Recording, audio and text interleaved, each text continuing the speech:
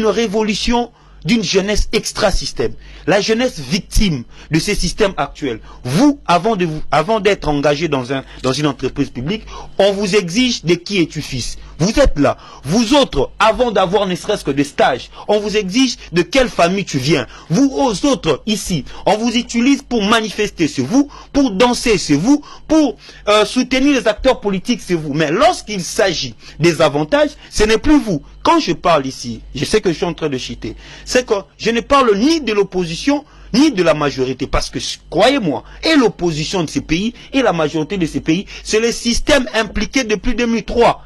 C'est le même système, et ceux qui sont à l'opposition et ceux qui sont à la majorité. Le victime, c'est vous. Alors, qu'est-ce qu'il faut faire pour élever le Congo? Créons une révolution d'abord pour briser ce système. Après avoir brisé le système, amenons un projet, une vision commune qui fera adhérer tout le monde afin d'obtenir une révolution pour bâtir une nation congolaise et une puissance au sein de l'Afrique. Parce que vouloir ou pas, les opposants se parlent entre eux. Ceux de la majorité se parlent avec les opposants. Quand il y aura de l'opportunité, eh bien, croyez-moi, s'il ne donne pas à son fils, il donnera à l'ami de son fils, et l'ami de son fils donnera à son frère. C'est la même chose. Donc la solution émane de la prise de conscience du première victime, qui est la jeunesse extra-système.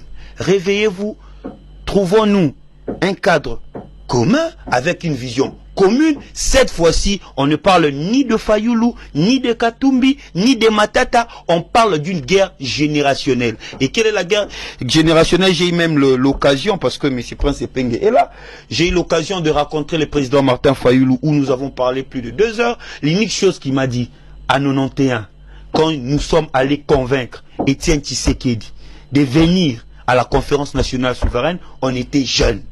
Personne ne nous a cru. Mais nous avons mené un combat et aujourd'hui nous avons les institutions. Pour moi, je pense que peu importe Martin Fayulu, les autres, Martin Fayulu, les autres qui étaient à 90, 91, ont réussi leur combat. Parce que le combat, c'était nous introduire dans une république où pour accéder au pouvoir, il faut passer par les élections. Nous avons des institutions, Mobutu est parti. Et nous, quel est notre combat?